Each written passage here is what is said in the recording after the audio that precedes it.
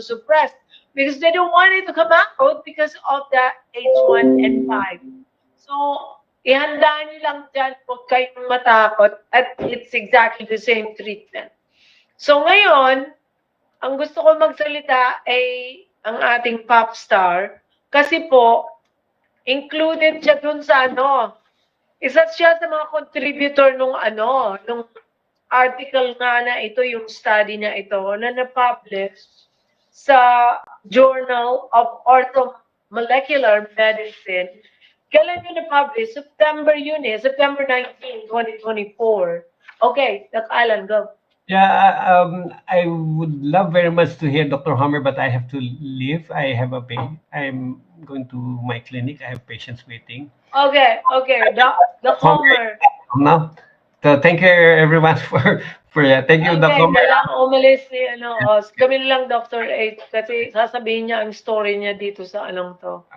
Okay. Okay, bye-bye. So, Doc Homer, tell us about what happened to this journal.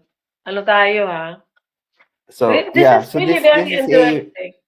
So this is a review article, no? Review article meaning we are, kumbaga, the authors are reviewing the effects or the mechanism of actions of all these vitamins, minerals, as well as, of course, ivermectin, mebendazole. Yung kumbaga nire-review niya yung paano ba sila nagwo-work for cancer. So what are the mechanisms behind this and ano yung mga doses. So so this is a review article which is actually I've been using ivermectin together with yung mebendazole or fenbendazole. So sa Pilipinas, of course, I mean everywhere in the world, wala naman talagang fenbendazole pang tao.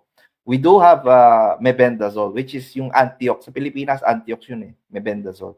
So been doing that, been using that, as early as even prior to pandemic, we were using mebendazole. Pero ngayon, we do have, we also have fenbendazole in our, kumbaga, in our armaments, no? So I think if Doc, if Francis can flash this is the repurposed drug. So this is basically what we have been doing, and this is part of the Orthomolecular Medicine Journal article on repurposing drugs for cancer. This is what I presented sa Portugal. Yeah, go ahead, Francis. Oh, wow. I presented this in Portugal because this is one way to introduce the Philippines, of course. Kasi nasa Portugal, di naman nila alam nasa Pilipinas. So anyway, go forward. Sige. So I was explaining how fun it is to be in the Philippines. So it's also one way of trying to promote the Philippines. Oh, wow. So we are a third world country, and sadly, the low-income families are, less than 250 a day, no? Totoo ito. This is based on, sa NEDA, tsaka SWS surveys, no? And next. And because, imagine, 58 of Filipinos, almost 60%, rated themselves as poor. So if you have 120 million, 60% of 120 is around 72 million. Imagine 72 million have rated themselves as poor. Really bad. It was worse. This year, the last SWS, really talagang bumagsak ang poverty line, tumaas lalo. Next slide. But imagine, this is how 90%, despite being poor, 90% of Filipinos are still happy. Imagine that. Next. And most of them are thankful for their health. Why? This is very important. I always, make a comment about this because if you're not healthy, you cannot work. If you cannot work, you cannot eat. So a lot of Filipinos understand the value and importance of being healthy. If you're not healthy, you cannot work. If you cannot work, you cannot eat, and you become a burden to the family. Okay, next. Yan. Since 2022, you could see that the cancer has already overtaken strokes, no? So number 1 pa rin ng heart disease. Number 2 cause of death now is cancer, not stroke. So ever since I can remember, number one is always heart disease, ang cause of death. Number two is stroke. Ngayon, bumaliktad na, number two na lag ang cancer. So it's really bad, no? What's happening in the Philippines, which is a common pattern in all countries, especially those who have been heavily vaxxed. Next. And of course, Filipinos, being Filipino and being poor, you rarely get to see a doctor because number one, mahirap ka. Wala kang pera pang biyahe, pang pamasahe nga, wala silang pang pamasahe. That's how, poor families are.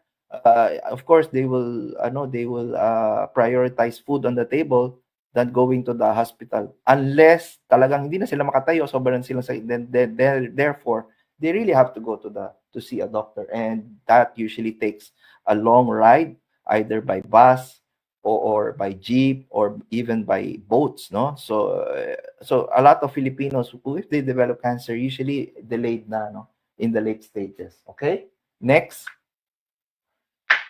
And sadly, cancer treatments in the Philippines, wala, hindi ho binabayaran ng government, no? If you go to the hospital, some of the chemo drugs are not being paid.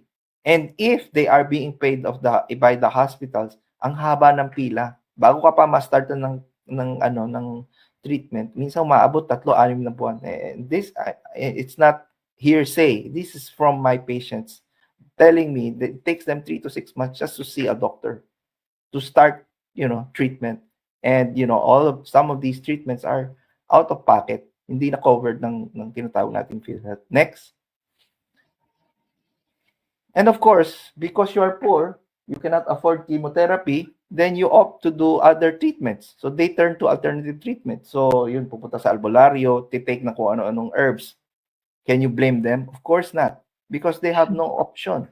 So they will really look for alternatives. So we should not be, so yun nga yung minsan ang saddest part for doctors, especially those who are heavily indoctrinated by the pharmaceutical. They look down on these patients saying, bakit ka pupunta dyan? Bakit di ka pumunta sa doktor? Yun nga yung problema. Ang layo ng ospital. Pupunta ka ospital, sobrang haba ng pila.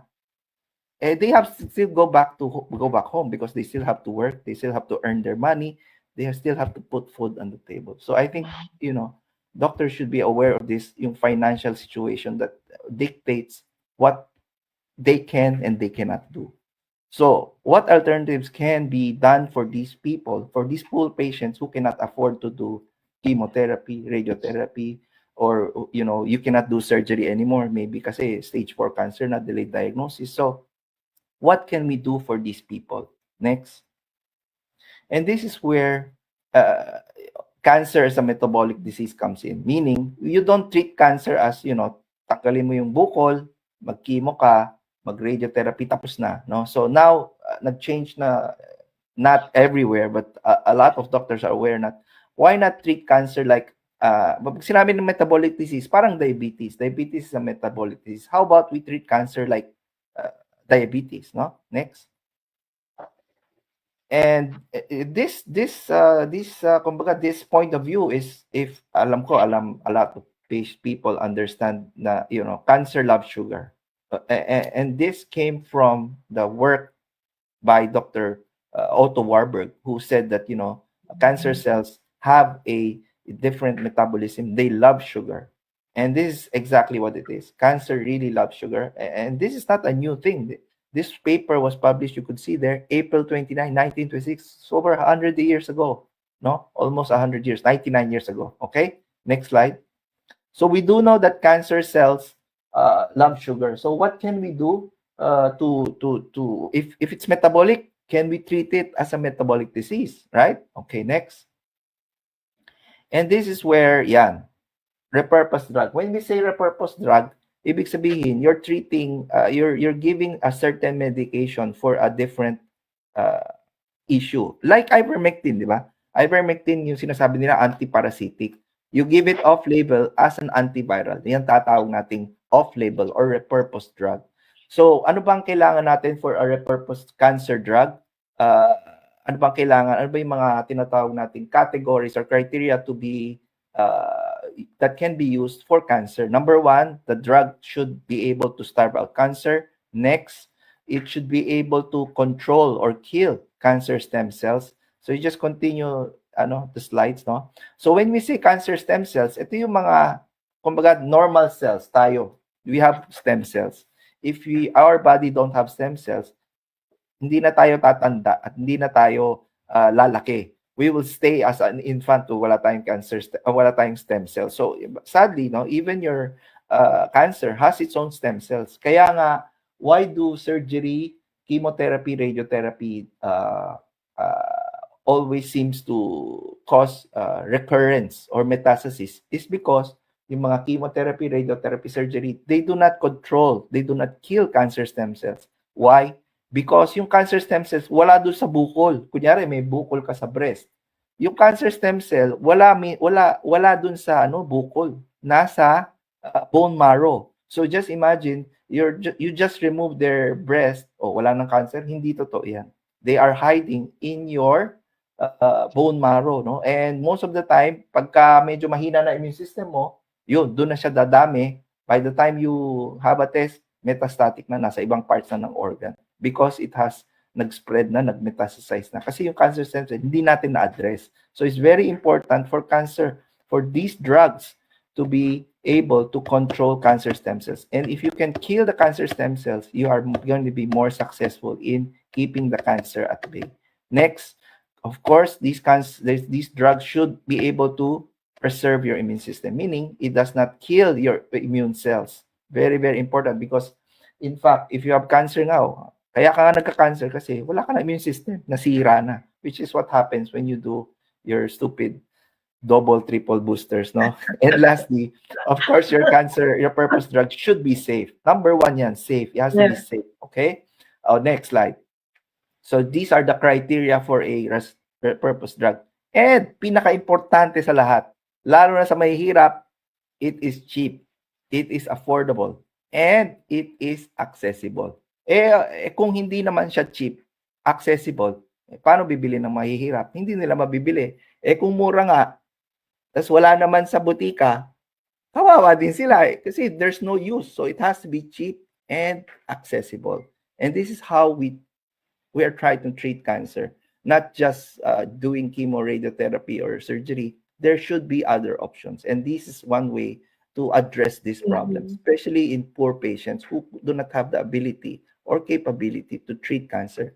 And this is the repurposed drug cancer protocol that I've been using since the start of the pandemic, and we had ivermectin, no? Ito yung part din ng orthomolecular medicine, no? Wherein the journal article discussing metformin, ivermectin, mebendazole, or fenbendazole, and then you have atorvastatin, aspirin. So we'll discuss them one by one. Metformin, why is it so?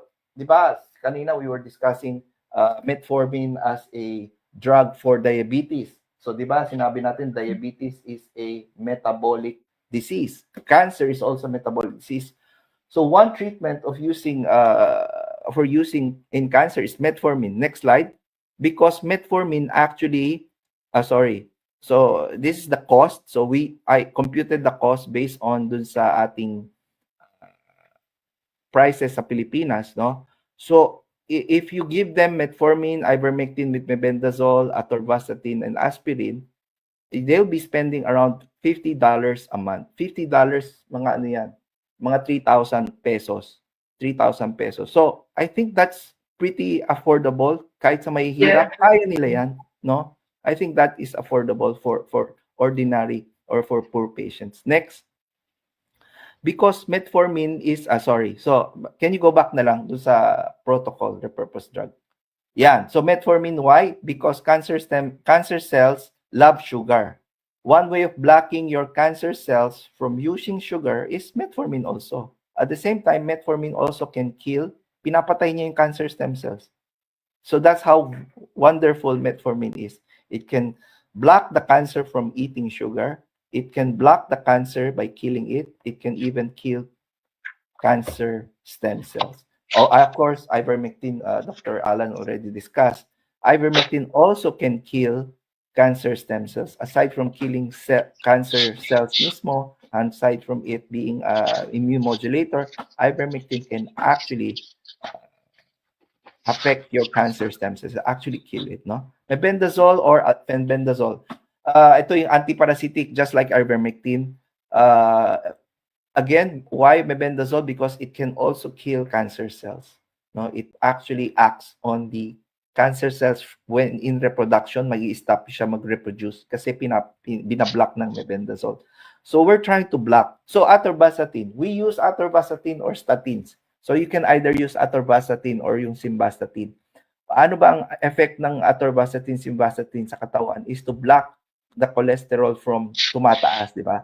But in this case, no, we're not doing that. We're not lowering the patient's cholesterol. What we're doing is atorvastatin actually blocks your cancer stem cells from using cholesterol to make new cells. So that's how important your atorvastatin or simvastatin. Yung ibang statins like pravastatin, rosuvastatin, hindi sila effective sa cancers. It has to be only atorvastatin or simvastatin. It's 20 milligrams, very cheap, may mga generic yan. And of course, aspirin. Aspirin, number one, we do know that aspirin, anti-inflammatory yan. Number two, it blocks your cancer from spreading. Tinatawag nating anti-metastatic. So if you could, that's why do we combine 5? Bakit di pwede isa lang? Bakit di pwede metformin lang? Bakit di pwede ivermectin or mebendazole lang? Bakit kailangan may atorvastatin na aspirin? Because we're trying to block the cancer at all possible routes. Kasi yung cancer cells mo, matalino. Pag nawala siya ng fat, ng sugar, kakainin niya yung fats, kakainin niya yung protein sa muscles mo. So if you give metformin with mebendazole, atorvastatin, aspirin, it blocks them from eating sugar, fats, and protein. But it does not mean that pag nagte-take ka nitong protocol, pwede ka na kumain ng kahit ano. No, you still have to have a very, very good diet. You have to strictly follow a diet. If you do this, you're gonna be okay. So in the case of fenbendazole naman, no, what they found out is around 1 gram or 400 grams to 1 gram of fenbendazole. Mebendazole naman around 250 to 500 a day to when we're talking about the doses here, it's every day, no, daily doses. Okay, next. So just give you an example. Sige, next slides po. So this is like a 72-year-old female, no, who had the lung cancer. Next slide. This was done in February of you could see there, kinompare yung April 2022 with February 16, 2024. Okay? So aside from taking ivermectin, mebendazole, ivermectin, atorvastatin, hindi siya nag-aspirin kasi matanda na, baka mag-ulcer. So I gave clopidogrel. You could see yung mass niya sa lung, no, 1.72 by 2 by 2.8, previously 4.2, 3.2 by 3.5. So you could see there's almost 60%. Tama? Can you, next slide? It's around 60-70% decrease in size. 77%. So, wala tayong binigay na ibang gamot, hindi siya nag-chemo, hindi siya nag-radio. He only took the repurposed drug together with his, nagbigay ako ng gefitinib, no? Gefitinib is a immunotherapy drug.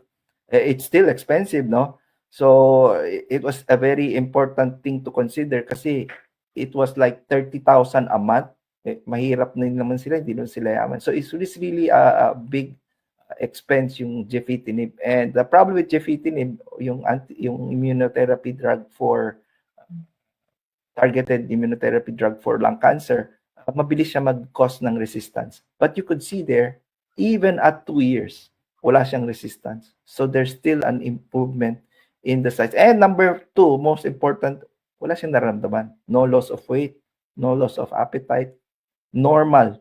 So she's living a normal life despite being 72 with cancer, which is very important kasi if you get sick, poor families, if one of the family members gets sick, lahat nagsasuffer, hindi lang yung pasyente, right? Because mas magsasuffer yung food on the table because they have to prioritize medicine over food, or do you prioritize food over medicine? Sa atin parang walang issue, pero sa mahihirap, that's a big issue. Some families, poor families, only eat once a day, right? So very important. That's why we're really pushing this repurposed drug. Next slide. This is another one. This first scan was December of 2022. So again, ivermectin, mebendazole, atorvastatin, aspirin, and metformin. Ang laki ng mass niya, oh. May mass siya sa anterior chest wall, 7.7 by 1.9, no? Mayroon pa nga siyang bukol sa malapit sa puso, yung mga 0.7 centimeter in the left pericardium. Next slide. Repeat scan, CT scan, no? Repeat CT scan. Next slide. October 2024. So it's more or less 2 years. So nawala na yung isang bukol. Disappearance of soft tissue density. So yung 7.7 by 1.9 nawala. No? So yung isang nasa pericardium, no? 1.6 from 5.7. So lumiit talaga. Again, these patients do not feel anything. Wala silang naramdaman. Even though they actually even felt stronger, no? So we're not targeting here, we're not trying to kill the cancer. We're just trying to limit its spread. At the same time, may quality of life without draining their finances. One of the things that we do note, no, in patients with cancer, yung mga oncologists, they try to kill the cancer. Ang target nila is kill the cancer, kill the cancer. Pero minsan nakakalimutan nila, bago mamatay yung cancer, namatay na yung pasyente. Buhay pa rin yung cancer. So I think we have to change how we think about cancer. It's how to live with cancer, how to contain the cancer, stop it from spreading, make it smaller without killing and, making patients suffer. That's the most important thing. You make patients suffer. So what if lumilit ang bukol pero kalbo na sila, hindi na sila makakain? Suka ng suka, lagi na sa bahay. What's the use of living, right? So I think that the goal here is if we can limit the tumor from increasing or at least make it smaller, hindi na bali kung mabagal ang pagdiliit. At least lumiliit at hindi sila nalalason or hindi sila lalong nagkakasakit. So again, these are the two cases that we presented. Okay, next. And so we are trying to bridge a gap that, cancer treatment is, for all. We just have to make it affordable and accessible. And if we do this, we can treat a lot more patients, not just doing chemo and radiotherapy, which is not, sometimes, hindi siya talaga affordable, especially sa mga mahihirap. No? Next. And, so this is a call to actions, not just for really for doctors. We need more research on this. We have to use more repurposed drugs because the more patients, doctors do this, hopefully we'll find a institution to fund a larger study on using these repurposed drugs, and also finding other drugs as a way to treat cancer. Okay, next. And if you treat patients or poor patients, no, as I said earlier, pag ang pamilya walang pera, sino nagsasuffer? Yung bata. Kasi hindi sila they can't go to school. They have to either take care of the sick at home or they have to earn a living just to support the entire family. Especially kung ang nagkasakit yung breadwinner, yung father. But if we can actually do this, then you're saving a child. The child can maybe one day lumaki, maybe maging successful, and maybe they can pull out the family out of poverty. I think that's a more holistic view of why we're supposed to be using other forms of treatment, especially for poor patients. Thank you. Wow. Oh, I really love that presentation. Yun yung inano mo sa Portugal? Opo. Yeah. This is, tingnan nyo, work yan ni Doc Homer, but kailangan po namin o kailangan ng tulong o kooperasyon ng mga tao, yung nakararami, kasi hindi magkakaroon ng magandang programa kung walang kooperasyon tayo. But before we do that, but I love it. It was a beautiful presentation. Thank you. It's really a beautiful presentation. I had to present that in 25 minutes. Oh, Really? Yes. Parang Naiiyak TED ako Talk. pero naiiyak ako pero parang masaya ako because you know it's in a nutshell na naintindihan mo na Yes. magkakakabit sila. So Doc Homer, merong tanong, this slow process ito, gaano katagal? Pwede bang matunaw lahat? Kasi yun ang tatanungin ng mga pasyente. Gaano pa katagal ako magti-take niyan? Meron ka ng mga kaso na talagang nawala completely or dahil sa kung anumang rason, Hindi, okay. Merong nawala completely, but that's very, very rare. I would say probably only 10% will be having complete remission.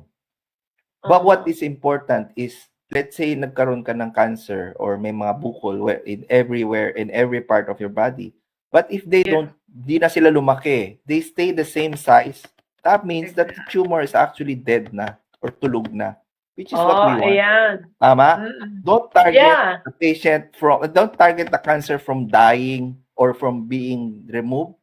Look at the patient. If the patient is good, walang sakit, malakas, masaya, kahit nandun yung bukol, okay lang. Basta wag mong over to the point na the patient becomes sick because you're over-treating them, no? Then it's just like ivermectin. If you give too much ivermectin, yung nga sabi ni Doc Alan, nag-hallucinate, di ba? Ano klaseng buhay yun? Nag-hallucinate ka araw-araw. Oh, at least you're buzzing. Yeah. So, I mean, Well, it's the right dose, at the right dose.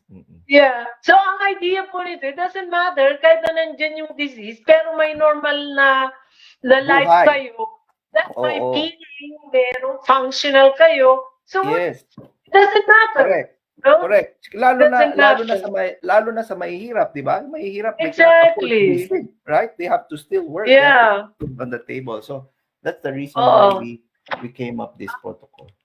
So ang isa pang tanong, Doc Homer, kasi may mga pasyenteng parang dadating sa'yo, parang desperado na kasi nag-chemotherapy na. Yes, no?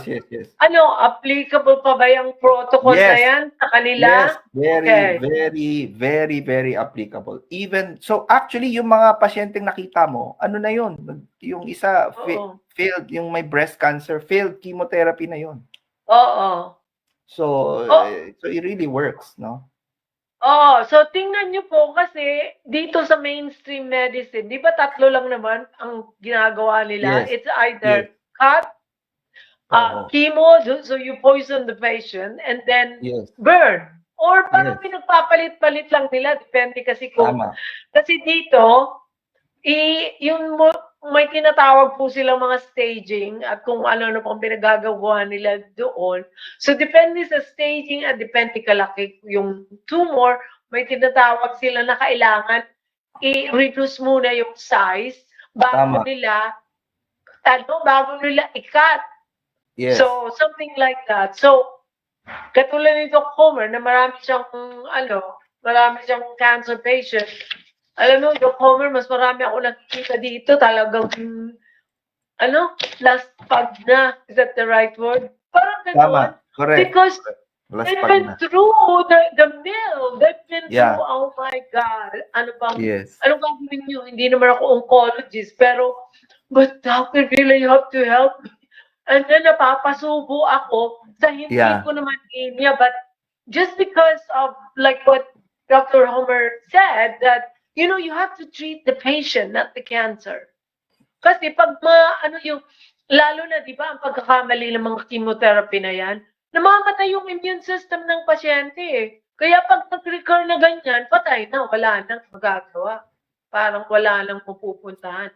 So, that was really good. Gumagamit ka ba dyan ng mebendazole or fenbendazole? We have both. We have both. We have both. fenbendazole and we have mebendazole. Mura siya? Okay lang? Yeah. Mura siya? Yeah, mura. It's not expensive, no? Ang mahal-mahal lang mebendazole dito. Lalo na pag it's under insurance. Yeah, sobra. Yung sure. 3-month supply, alam mo kung magkano babayad mo or 1 month? $1,300. Grabe. Turuan mo yun. They're trying to take advantage of it. Sabi ko nga, papadala ko kayo sa Pilipinas. Doon kayo magpagamot.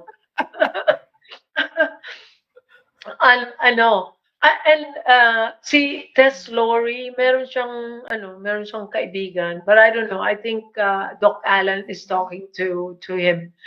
Anong mga cancer, Doc Comer, ang mga nagamutan mo na niya na they're doing well, wala na, may cancer pa rin, but they have sort of close to the normal life. Anong mga pinaka-common na cancer na encounter mo na nag-respond favorably Actually, dito sa mga... Actually, all the cancers, even yung mga sarcoma, liposarcoma, they respond to this very, very well. Wow. So, Wow. I mean, if it doesn't work, I just give you a few 3 months siguro. If it doesn't work, then we have to change I'll give other repurposed drugs. Pero yan ang basic protocol. It's very cheap, it's affordable, accessible. The only thing na yun nga, hindi accessible talaga yung ivermectin kasi nga wala naman yan sa pharmacies. Then they have to get it from somewhere else.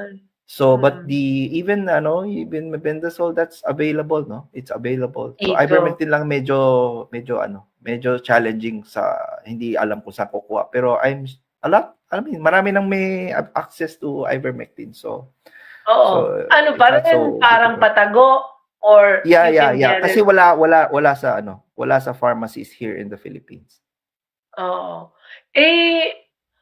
Pag sinimulan mo yung protocol niya, how long does it take before you see like some sort of response? You see immediately within 3 to 4 weeks they will say they'll feel better. Oh, wow. And it takes about 3 months. Then because after 3 months we do have to do a scan or ultrasound just to see kung lumit ba yung size or does it stay the same. So so basically usually I do scans or monitor it every 3 months to see kung may effect. If wala, then I change to another repurposed drug or repurposed drugs, not just one. There are others. So there's a book by Dr. Hindi siya doctor, kay Jane McLeland, How to Starve Cancer. I think I have. Oh, really? I have the book of Siegfried, the one that you showed. Yeah, but Siegfried's book is more of the diet and how to keep your kumbaga ketones high. I tell you, it doesn't work in the Philippines. Kasi mga Pilipino, rice is life. Rice. Pag sinabi mo magpa-keto diet, sabi, Doc, papakamatay na lang ako. Alam mo, meron pa kami dito mga glucose keto index meter or something, yung mga Mojo something. Tama. But kasi pag tinignan mo yung treatment sa cancer saka sa long COVID, long vaccine, pareho na eh. If you know the mechanism. So sinasabihan ko yung pasyente, kung ang daming matataba dito. Come on. Tama. Sobrang, 4 out of 10 mataba yung mga adults dito. 5 pa nga eh. So, kailangan talaga nila mag-ketogenic diet or something. So but we have to be careful din with ketogenic. Kasi ketogenic, some cancers, I know what you mean. Ketones. Yeah, so that's why sometimes you have to be careful. Yung mga may ovarian, some colon cancers, they love ketones. So that's why we have. So, but if you're gonna do ketones, ketogenic diet, and then you do this, yung repurposed drug, it will work. Yeah. Yun na, it will work. So, anong tawag yun? Pero talaga mahirap mag-ketogenic diet kasi gusto na talaga nilang kumain eh. Kain sila lang kain. Ano ba? Nahihirapan, tas tatawagan ka pa. Anong gagawin ko? But I'm trying it with the long vaccine kasi ang dami. Tapos parang nakikita mo na mapunta dun eh. So you might as well do something, an intervention now. So, yun ang sinasabi ko sa kanila.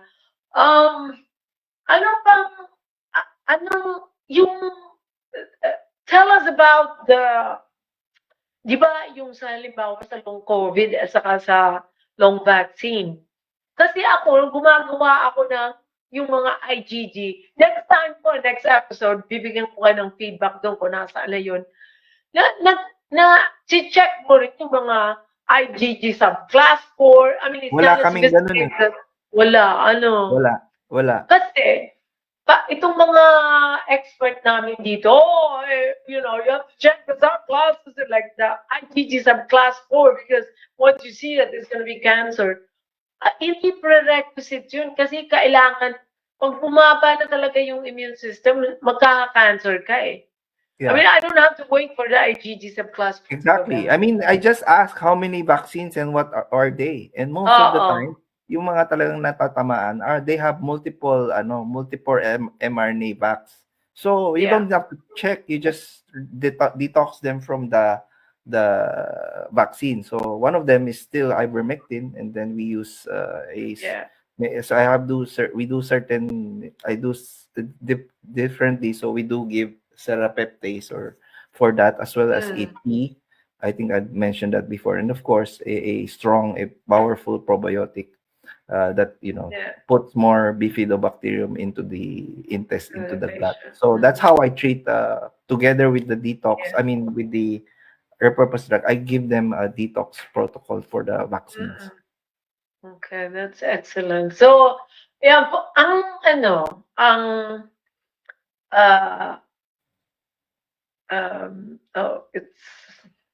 forgot what I was gonna say. Yung ikino-combine ba o marami pa rin gumagawa na magsi-surgery ang mga pasyente dyan? Or well, in general, no, if they can do surgery, I would still I will ask them to do surgery because that puts lesser burden on the immune system. Yeah, that's right. But of course, if they're metastatic, what can you do? You cannot do surgery, or they cannot do chemotherapy kasi number one, ayaw nila dahil nasunog na sila or hindi na talaga kaya ng katawan. Then kumbaga, you really have to be more aggressive, no? Just like yung ivermectin, 1 to 2 milligrams per kilogram. So before I would give like 30 milligrams. Now I'm up to 60 milligrams, which is 4 capsules of ivermectin every day. We pulse it, no? Yun yung sinasabi kong pulse kanina. We pulse it. We give ivermectin and mebendazole 4 to 5 days a week. We don't give it completely the whole time. We pulse it para hindi sila magkaroon ng resistance. Yeah, so that's the key. Okay. So, what about, anong kailangan malaman natin dito? Gusto mong sabihin sa mga tao, Well, just like yung we were mentioning about liver issues, no? Even with this protocol, I don't see patients having problems with their liver. So even at high doses of ivermectin, atorvastatin, simvastatin with mebendazole, never had issues with the liver. So kahit na may metastasis. The only time they will have liver problems if the cancer is actually metastasized to the liver, then you see liver problems. But it's not due to what you're giving. It's because the cancer has actually infiltrated the liver, no? So, but I never see people having high liver enzymes or liver problems even with this protocol. So, kasi puro anti-parasite ang ivermectin sa mebendazole. Hindi kaya yung kasi dito, ang isip nila, the cancer is from parasite itself. Sabi ko, hindi. Hindi ganon. Baka pwedeng meron liver fluke or something. Yeah, I mean, if they do have parasites, patay na yun within the first dose of ivermectin or mebendazole, right? Lumalabas lahat. Yeah, lalabas talaga yun. But of course, when we give ivermectin with mebendazole or mebendazole, it's really what we're trying to is actually targeting the cancer cells, actually, and the stem cells, cancer stem cells, which is the most important thing. If you go to oncologists and you ask them, how do you address cancer stem cells? They'll just give you a blank look because they don't even know what that is, or they don't know how to address it. They do know there's such a thing as cancer stem cells, but in their armaments, from surgery, chemotherapy, radiotherapy, immunotherapy, they do not address cancer stem cells. But this protocol, they do. So I think that's the most important key there. I mean, the only time honestly, even for doctors, the only time you listen to this, if pag ikaw na meron, then you will look for alternatives. Yeah. Tama? Pag Totoo ikaw yun. na tinamaan, Pag oo. ikaw tinamaan, I'm sure, yung mga doktor na mayayaman, no, sorry to say, but pag sila nagka-cancer, saan sila pupunta? Kung sila sa Amerika, naghahanap ng alternative treatments. Oo. Kasi alam nila their chemotherapy will only help them at a certain period of time. Then, it's gonna spread again. So they look for alternatives also. Yeah. Doc Homer, I forgot the name of the doctor, pero ang una niyang ginagawa parang triple agents to remove all the parasites. That's Kasama Dr. Lodi. sino yun? Dr. Lodi. Yeah. He's based in Bangkok. He's based in Bangkok. Yeah. Dr. Lodi, Lodi. Yeah, and he's using metronidazole, but that's on the side. So, meron pong narinig nyo, may basis naman yung parang detoxification process yung para mawala yung mga parasite. And do the parasites produce substances na pwedeng makalala ng cancer? Yeah, they do, Yeah. no? They do. That's why yung mga may mga parasites talaga, they also they also deplete or exhaust your immune system kasi nga the immune system keeps on trying to trying to kill off the parasites to the point that na-exhaust sila, napagod. So then your cancer cells starts to grow again. Bigyan kita ng anong opinion mo? Yung si famous doctor, what's his name? Dr. Willie? Makis. No, Dr. Willie Ong. Willie Ong. Yeah. Yeah, Willie Ong. Pwede bang gamutin yun ng ganyan? Or can you use the protocol on him? Yeah, I told you, di ba? Sarcomas, liposarcoma, they work very, very well. I've seen it. They work even faster than yung mga what's this? Epithelial cancers, sarcomas. Yeah. Apparently they really work well with this protocol. Di sila nag-reach out sa'yo? Oh, nag-chismis na ako, ha? Because that's I posted something. I said, Dr. Willie Ong, we're willing to, kind of help you out or something. Ayoko kasi maki-sausaw dyan kasi, when he had the diagnosis and he was blogging about his experience, and the next day, other bloggers were riding on the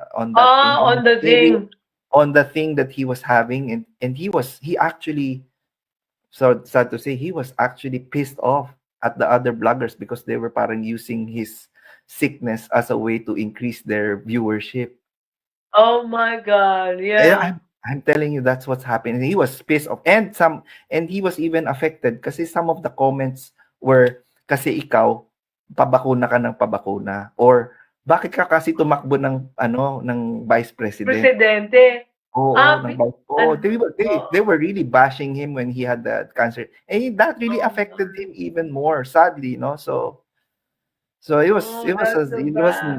wasn't a nice thing to see, but of course, people are people. They will do everything and anything to satisfy their ego, no? So yun nga, naapektuhan masyado si Doc Willie ngayon. So I think, pero ngayon I think he's a bit better. Medyo kalbo lang talaga because he's doing chemotherapy. Yeah, but if you look at the agents that were used, parang mga in fairness naman kay Doc Willie, kasi nung na-diagnose siya dito sa Pilipinas, pinauwi na lang siya.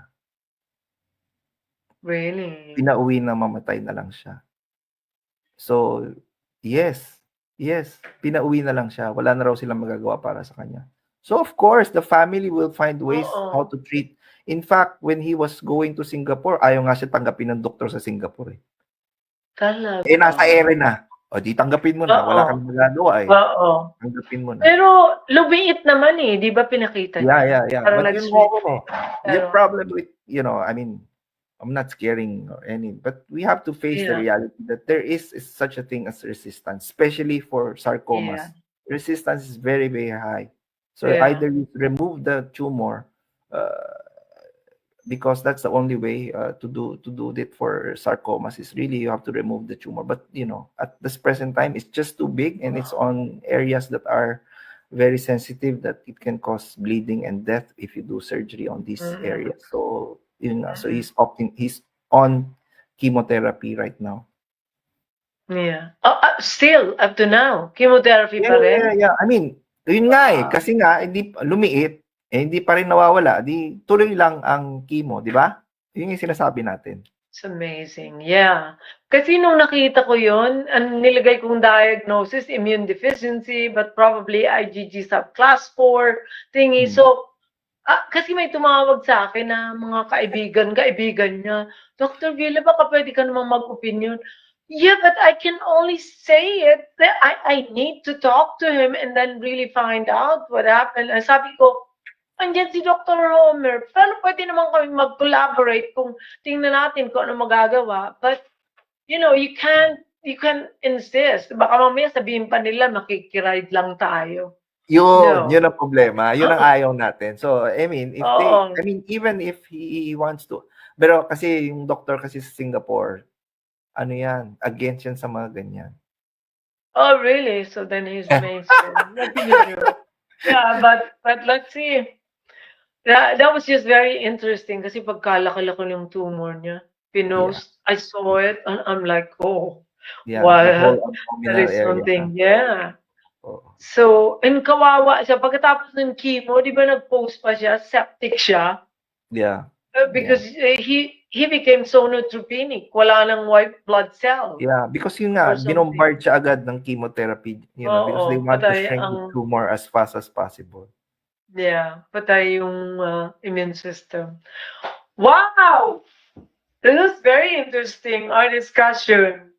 Ang galing ng presentation mo, Thank you. Pumunta sa puso ko. Ang ganda! Ang ganda. Yan po, tingnan nyo, merong magagaling na doktor sa Pilipinas, kaya lang, under-recognized, hindi sila nire-recognize ng ating gobyerno. Pero ang totoo po, sa totoo lang, okay lang, hindi ako pansinin ng gobyerno kasi pag pinansin ako, guguluhin na naman ako eh. Okay lang ako, under the radar. Pero Doc Homer, kasi kung yung mga otoridad ay bumait lang, pwede kang magturo kahit kanino eh. And then Mabait lang? Mabait lang? Oo, pag bumait at saka... Honestly, this is my personal point of view with regards to why bad people are in government. It's also our fault. It's the consciousness of the whole, I mean, how Filipinos vote for their leaders that's why we get these leaders. If we need to blame anyone, it's ourselves because we put them in positions. Gumising na po kayo sa tawag dyan. Buti pa nga sa Amerika, may Trump na eh. Oo. Sabi ni Trump, first day daw, alisin niya ang WHO. But that's gonna affect everyone, you know. So hopefully, definitely. I mean, if the US withdraws from WHO, other countries will surely follow. Yeah. Because you have to give money you have to give money to WHO. So, it puts and wala naman talaga silang na puro policy making lang naman eh. So I think walang silbi talaga, walang silbi. To me, walang silbi, okay? Ganon. Well, I mean to those in especially in those in the health ministries, health departments all around the world, it's good to be friends with WHO because once you're out of the government, you can apply sa WHO. Part yan ng revolving door. Tama. Or something. Correct. I don't know. I mean, they have the same approach, even the pharmaceutical companies. Ganun lang, magsisilbi sa gobyerno pag natapos na and they know the ins and outs. Yeah. Tapos punta doon sa pharmaceutical company, doon nila gagawin yung milagro nila. Yeah. Ganun yun. So it's the same thing. So, sana, Trump is, I think, a positive force that happened. So, hopefully, tuloy ko yung manalangin na pag ginawa niya kung anong pinagsasabi niya na gagawin niya, it's gonna have a ripple effect sa lahat ng Sa buong mundo. Hindi pa nga siya president, nagkikipag-usap na kung kani-kanino, natatakot na yung mga si Putin, I'm ready to talk, or, nakipag-usap lang sa kanya yung Canada, ayun, nag-resign na. Ano kanya? Di ba? Nag-resign sa what? So, yun lang po ang sana makikipag-usap lang muna. Chichismisan tayo about yan sa Pilipinas. Baka hindi magandang sabihin on the air right now. Yes. So, we'll just talk behind the scene on Yes. all that. So, gusto ko lang pasalamatan, Doc Homer, yung lahat ng nanood ng event namin, yung Detox, yung WCH Florida Detox and Wellbeing Protocol. Fair. Sa totoo lang, ang makakatulong ko dito yung aking mga retirees, but the event was incredible. It was incredible. Ang dami po naming attendees, halos siguro mga 500. Maliit na nga yung venue. Wow. Oo. Ang daming dumating na Pero towards the end of the day, kaya lang, ito lang ang masasabi ko kasi lahat ng nagsalita, puro bad news. Yung parang, mga bad news. Oo, hindi nila kaya. Di ba yung mga Pinoy, naka-receive na ng bad news, nagkakantahan pa rin. Sila nag-iiyakan na, Diyos ko. And I didn't have the chance na magsalita at the very end para bigyan sila ng hope and love and ganoon.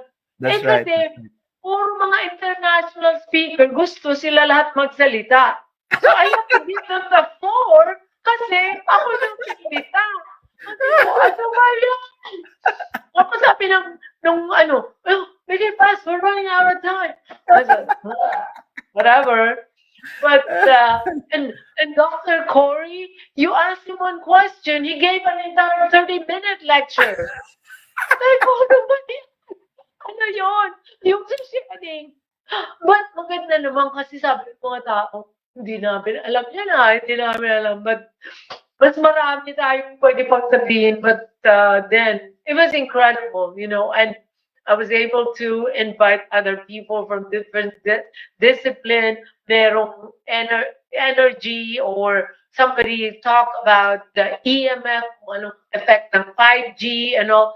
So it was really incredible kasi yung mga nag-lecture, retiree or retired from NASA, used to be an engineer in NASA. So she was saying, I know what I'm talking about. So I said, so magpapasalamat lang po ako kasi maraming mga nag-online. Pero ang gagawin namin, mag-uusap pa kami ng aming mga IT rito kung paano gagawin. Siguro i-edit para mas madaling mapanood. So down the road, hindi ko lang kasi maibigay na free on the day kasi kawawa naman yung mga nagbayad. Yeah. I mean, my suggestion would be you release one talk once a week. Yeah. Probably do it maybe depending 3 months, maybe. After 3 months, you release one topic every week. I think that's fair. Para hindi naman kawawa yung mga nag-attend.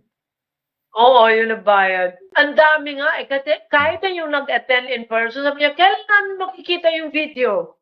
Well, you can you can put it naman. I mean, they know how to do it. So yung mga nag-attend, they can watch it already. Pero yung mga public, you can release that siguro once a week after a few months. Para lang fair sa lahat. So, yan, nakikinig si Francis kasi siya ang gagawa eh. It's gonna be okay.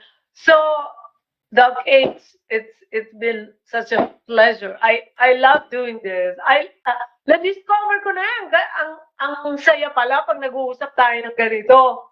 Like, tayo lang. So, we'll see in the future. We'll probably do some, special episodes like this para kaya definitely. lang. Aluhin natin Sige, We just have to i-plan plan natin. para hindi ka na Oo. overextend yung sarili mo. Oo. At saka, Doc H, pag nag-ano ako ng cancer dito, pupunta ka sa Amerika. Sabihin mo lang sa akin kung kailan. Oo. Give me heads up. Huwag mo sasabihin sa akin 1 month before, ha? Ganon din. If you're going to come to the Philippines, huwag mo bibigay ako ng 1 month before, ha? Oo nga eh. Oo, sige. Huwag mo bibigay Pero 1 month before. talaga, Oo. saka kung pupunta ka dito, pati si Makis aanuin ko, baka kuhanin ko. Kasi kayo mga sa cancer, para masaya tayo at marami. Yeah, I mean, we can plan that. I'll give you a list of doctors who like Makis, like Paul Anderson. Paul Anderson is also into these types of therapy. Na ano siya, naturopath, but he also knows these types of things. So oh, really? yeah, we can if you plan another one, I can give you suggestion who to invite. Oo. Pero pupunta ka. Oo, sabihin mo nga sa akin. Pero wag 1 month before, ha? Utang na loob, wag 1 month before, ha? Oo. Oo. Okay. So, ayan po. That was the discussion. Tingnan nyo naman. Ang ganda, natutuhan. And I really love the presentation of, I love both of them. Si Doc Alan naman, maka-ivermectin yun. So, in-explain niya kung paano. Si Doc Homer, meron siyang meron siyang twist na maganda na nakakaano ng puso, no? Para sa mga Pilipino. Oo nga, that was, that presentation, the effect is very good. Yeah, naiiyak ako. Ang corny ko, no? Naiiyak na. Ano na tayo? We've been talking for like almost 2.5 hours. Yes, 2 correct. hours and 16, okay. Yeah. So, my last, ka dyan? Last message. So for everyone, who have if you have been vaccinated with an mRNA vaccine, whether 1 or 2 or 3, you really have to check and make sure that you try as much as possible to detox from the vaccines. And for those who have had diagnosis of cancer, there's always a way. We just have to find the right way for you. One way would not be, sometimes chemotherapy works, sometimes it doesn't, but that doesn't mean it's the end of the world. There are still ways of how to treat cancer, or even not even treating cancer. I've seen people who that did nothing, yet they lived longer than those who did chemotherapy. And there are those who have stage 4 cancer who had what we call rapid remissions, wherein they did nothing, but they continued to do what they love to do, and they lived longer than those who did surgery. So there are many ways to treat cancer, not just one type of treatment. That's good. Yeah. So, nagkaroon na ng option, and kailangan talagang i-explore dyan sa Pilipinas for reasons na mahal ang magkasakit ang paggagamot ng cancer sa Pilipinas specifically. It's not that we don't have anybody here like, poor, or we don't have those kind of people, but just because of the overall na nakalagayan ng buong mundo, naghihirap po ang mga tao kahit saan ka magpunta. At saka, kahit meron ka ng pera, but the way kasi ng practice ng medicine dito, parang lumiliit masyado yung pera kasi pagkamahal-mahal lang kayo. And so, wherever you go, yung mga repurpose treatment ay mag-a-apply. Magkakaroon ng ginhawa yung mga tao. And so, I appreciate doctors like Doc H and Alan, because you see, nanggagalit sa Pilipinas, and yet I'd like to have it implemented here. Kaya lang dito, mas maraming kalaban kasi yung mga pharmaceutical companies, they can just boom, they have so much money. Correct. And mas marami silang dahilan para alisin ka. And sinisiraan na nga nilang ivermectin again atake na naman siya just because of the H1N5. We're not even talking about cancer. So, ganoon. But, one way to do it is we just keep on speaking out and we just keep on spreading the news because pag karamihan ay nag-uusap tungkol dito, wala man sila magagawa. Maraming tao nakakaalam. So, I cannot afford and I don't have access to whatever you are offering me, yung mga pharmaceutical company. So, I have to do this. I want to live and I want to have a life.